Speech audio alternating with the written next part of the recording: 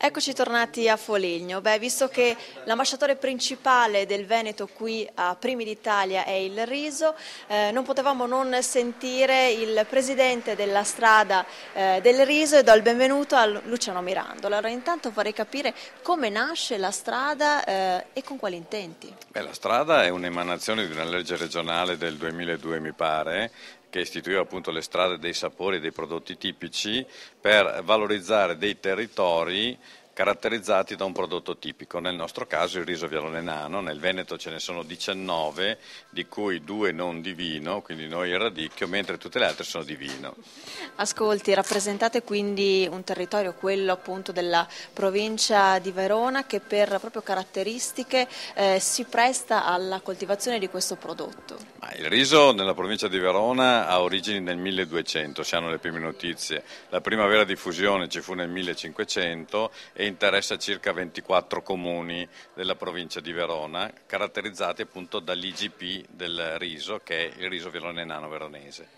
Allora, questa sera voi siete qui a Primi d'Italia per far conoscere il vostro prodotto, se ce ne fosse stato bisogno, ma quali sono le altre iniziative che la strada del riso promuoverà per appunto valorizzare questo riso vialone nano? A dire la verità, noi siamo qua per valorizzare il Veneto, ci sentiamo veneti e ci sentiamo parte dei prodotti veneti. Dal punto di vista organizzativo diamo una mano forse più di altri a questa manifestazione, ma ripeto, ci sentiamo parte del sistema veneto.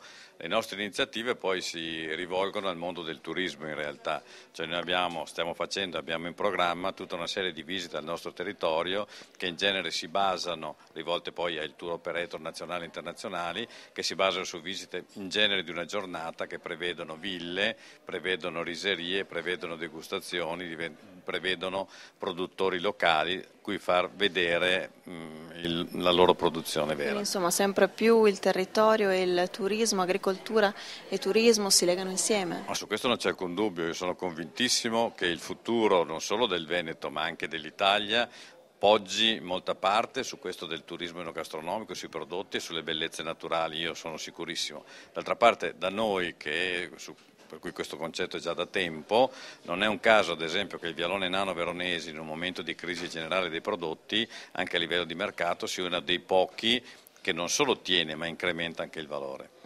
Diamo il valore economico di questa produzione. Ma io più che il valore economico vi do un dato: si sta svolgendo in questo momento la Fiera del Riso di Isola della Scala, sono 22 giorni proprio vocati al riso, dove si consumano 400.000 risotti con un incasso di 5 milioni di euro. Vi potete già rendere conto cosa vuol dire il valore solo sulla trasformazione di prodotto.